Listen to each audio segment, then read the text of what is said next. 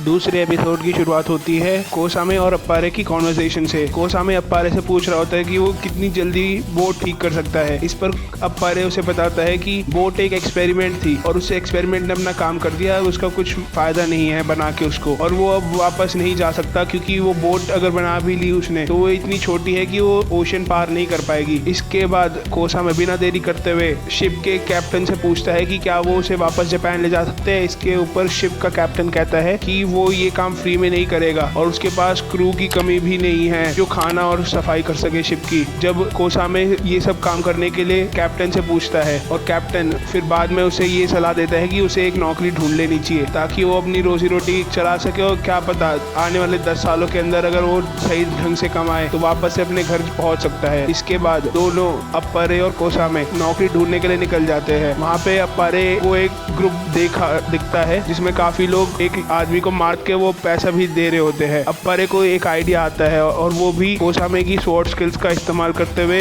पैसे कमाना शुरू कर देता है और धीरे धीरे जो सामने बॉक्सर होता है उसका सारा बिजनेस बंद करवा देता है। इसके बाद बॉक्सर गुस्सा होकर अप्पारे से सेम उसमें पार्ट लेने की बात करता है, लेकिन कोसामे उस बॉक्सर को बड़ी आसानी से हरा देता है। थोड़ी दूर में कई सारी गाड़ियां काफी तेजी से गुजर रही होती है और अप्पारे की उन पर नजर पड़ती है। उनका पीछा करते हुए उसको एक फ्लायर दिखता है जिस पे लिखा होता है ट्रांस अमेरिका वाइल्ड रेस, जिसका प्राइस $1.5 मिलियन है। ये बात सुनकर अप्पारे जितनी जल्दी हो सके उन गाड़ियों का पीछा करता है और एक ट्रैक पर पहुंचता है। ट्रैक पर पहुंचने के बाद अप्पारे को इतनी सारी गाड़ियां देखकर उसको भी एक आइडिया आता है कि वो भी उस रेस में ट्रांस अमेरिका वाइल्ड रेस में पार्ट लेगा। इस बात पर कोसामे उसे कहता है कि हमारे पास तो गाड़ी ही नहीं है और कैसे करेंगे हम ये सब। अप्पारे कहता है कि नहीं सब मैं सब कुछ संभाल लूंगा। इसके बाद हम देखते हैं कि अप्पारे और कोसामे दोनों एक कार गराज में घुसपैठ कर रहे होते हैं और वहाँ पे रखी हुई गाड़ियों को देख रहे होते हैं कि उनमें क्या क्या चीजें लगी हुई हैं, क्या क्या चीजें उसमें मॉडिफाई कर सकता है वो अपने से बना के।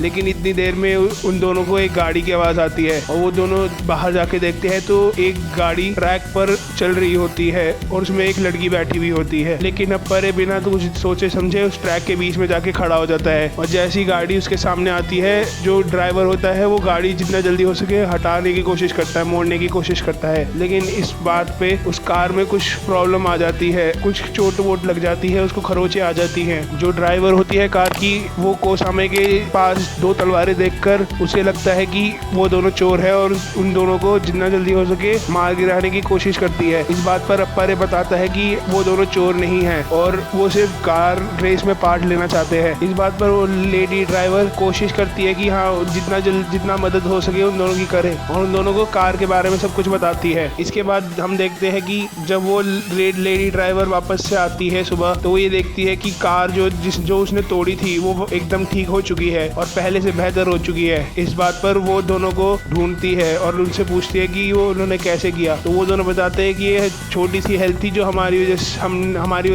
गलती की वजह से हो गई थी। इसके बाद रात का सीन आता है जब दोनों अप्पारे और कोसामे जरूरी सामान लेकर वापस आ रहे होते हैं और देखते हैं कि एक छोटे से बच्चे को कई सारे गुंडे घेर के खड़े हुए हैं। इस बात पर कोसामे रिएक्ट करते हुए जितना जल्दी हो सके उनके पास पहुंचता है, लेकिन उन गुंडों के हाथ में बंदूक देखकर थोड़ी देर के लिए शॉक में आ जाता है और उसे एक मर्डर का सीन याद आता है। लेकिन वहां से गुजर रहा डिलन उन गुंडों को रोकता है और उन लोगों को बोलता है कि वहां से जल्दी हो सके चले जाए।